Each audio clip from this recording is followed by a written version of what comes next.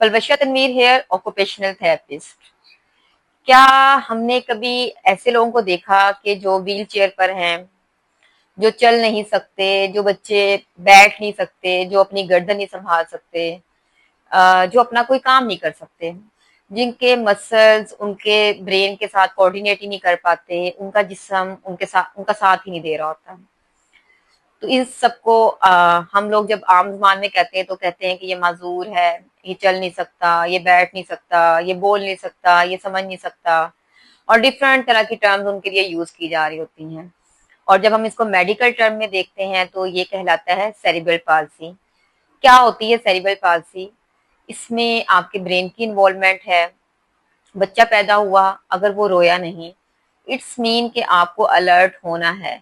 बच्चे का डिले कराए फर्स्ट इंडिकेशन है कि आपका बच्चा किसी भी मेंटल डिसऑर्डर का शिकार हो सकता है, और खास तौर पे वो सीपी की तरफ जा सकता है, क्योंकि अगर ब्रेन डैमेज है तो लाजमी तौर पे उसकी बॉडी इसमें इन्वॉल्व है। सीपी की हम डिफरेंट कंडीशन भी देखते हैं, उसकी डिफरेंट टाइप्स भी होती हैं।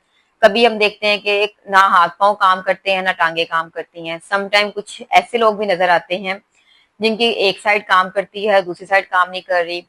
कभी ये कंडीशन भी आती है जिसमें एक बाजू सिर्फ इफेक्टेड है और बाकी सारी बॉडी ठीक है।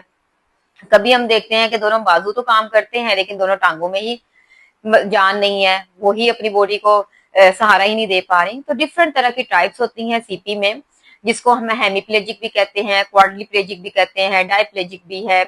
मल्टीपल इशू आ जाते हैं उसके अंदर। अब आगे उसके डिफरेंट टाइप्स की तरफ भी जाते हैं। उसमें भी हम देखते हैं कि सीपी डिफरेंट टाइप में फॉल करता है। हम देखते हैं कि कोई बच्चा है या बड़ा है, बहुत अकड़ा हुआ जिस्म है और उसको उठाना बिठाना बहुत मुश्किल है, कि उसकी उसकी स्पास्टिसिटी इतनी ज्यादा है कि वो अपने आप को मूव ही नहीं कर सकता। समटाइम हम देखते हैं कि एक बंदा है, उसको अपनी मूवमेंट पे कंट्रोल ही नहीं है, उसका जिस्म मुसलसल हरकत में है, तो हम उसको एथिटॉइड पे लेकर जा रहे हैं कि इनवॉलंटरी मूवमेंट इतनी ज्यादा है कि ब्रेन का बॉडी के साथ कोऑर्डिनेशन डेवलप ही नहीं हो रहा कि वो खुद पे कंट्रोल कर पाए। और समटाइम हम ऐसा देखते हैं कि किसी की गेट पैटर्न ऐसा है कि कोई ड्रैगिंग गेट है, कोई लिंपिंग है, या समटाइम वो बैलेंस ही बियर नहीं कर पा रहे होते, कि एक एग्जिट की तरफ हम उसको मूव करते हैं, क्योंकि कैटेगराइजेशन की तरफ जाते हैं। अब इसमें हर कैटेगरी के अंदर ब्रेन की डिफरेंट इन्वॉल्वमेंट है।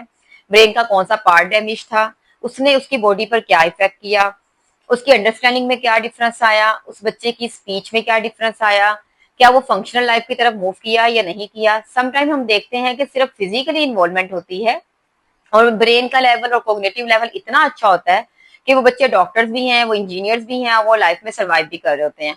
उनकी स्पीच भी अच्छी होती है, उनकी लर्निंग कैपेसिटी भी अच्छी होती है। कुछ कंडीशन में या 70% कंडीशन में हम यही देखते हैं कि वो डिले ओवरऑल होते हैं, उनकी स्पीच भी डिले है, कोग्निटिव लेवल भी पुअर है। इनिशियल कंडीशन में हम देखते हैं कि उनके माइलस्टोन्स भी डिले जा रहे हैं।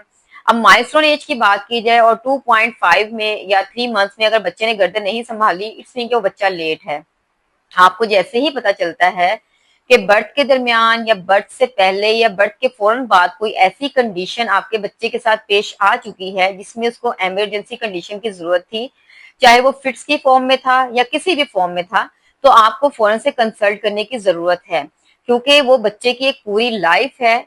जितनी अर्ली इंटरवेंशन या ट्रीटमेंट पे आप मूव करेंगे, उतना ही जल्दी वो बच्चा अपनी लाइफ की तरफ वापस आएगा। इन कंडीशंस को हम ट्रीट कर सकते हैं, लेकिन उस सूरत में जितना जल्दी हमने स्टार्ट लिया है।